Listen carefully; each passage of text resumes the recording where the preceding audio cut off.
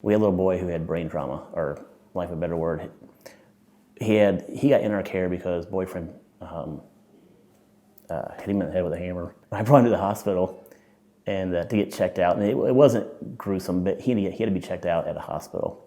And this was the second time I think I was down there, and I said, hey, and I won't mention his name, I said, hey, what's the best part about staying in our house? And he said, it's quiet at night. It's quiet. And I thought, man, if that doesn't make you smile, like that's all he wanted. He just wanted a quiet place to stay. We got into fostering primarily, obviously, to help the kids, to help the families, but also to have a family of our own, to be able to adopt. Most people thought I was crazy, like, why would you want to do that? Your son just went off to college and now you can do whatever you want. But I don't know, I just felt that it was something to look into. These are our 4 lovely and very energetic boys. I don't think we ever intended to go into foster care when we first got married, and here we are 2.5 years later, fostering all these small little people who just need love.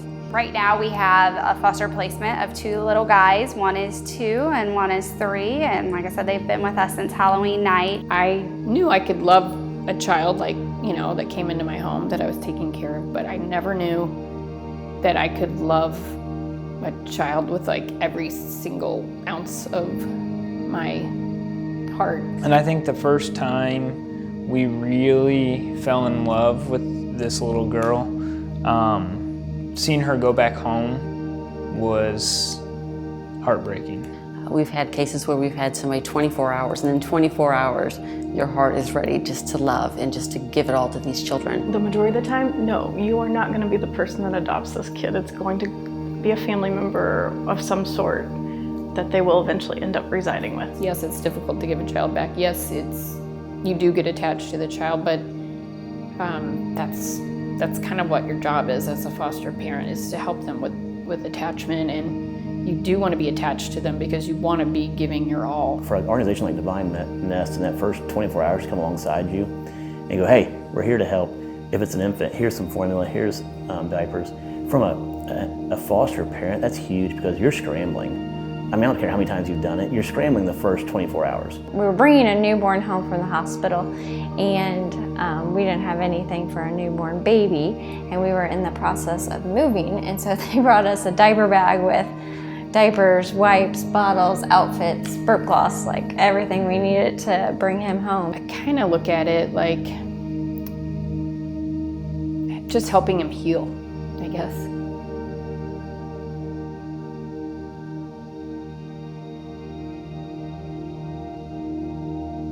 God has really laid it on my heart. You cannot be sad to lose something that was never yours to begin with.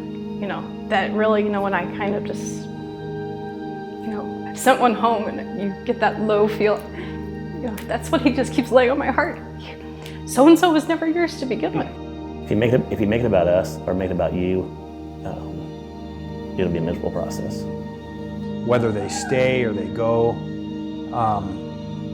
the only thing that I can control on a daily basis is how much we love those kids. They just want somebody to love them. And until you've ever experienced that, you really can't describe it, you know what I mean? That's the neat part about it. So I guess my hope for all these kids would just be healing, that each foster family that touches these kids can help, and ultimately God can heal their wounds. Just to see that there is something different than the chaotic life that they've been living in. Divine Nest makes the community, makes the support for us foster families. The thing that's been the most meaningful to me has been the support group that I've gone to this past kind of winter and spring. That was good every week, just to get together with other families that are kind of in the same boat. It's just nice to have an organization that understands that and can come alongside of you and just give you support, because there's times when we're just basically out on an island by ourselves. I thought we understood it before we started. We really didn't understand it. So it's nice when you come alongside somebody else that's been through the trenches and and can give you advice. The meetings that we have with other foster parents are pretty critical. Divine Nest has been nothing short of amazing. I can call and get a placement while I'm sitting out to dinner, and I can call and say, I have 2 small people I'm picking up in 15 minutes, and they instantly are running, hey, what sizes? And they're helping me so much that first night I can be like, okay, I've got them covered, and now we can try to bond with them and let them know they're safe. The reality of the world is, if somebody doesn't change the pattern of what these kids are going through, they're going to repeat the same thing with their kids. We're hoping to break a cycle. I mean, that's a lot of what we're doing. I think it's what any foster parent is doing.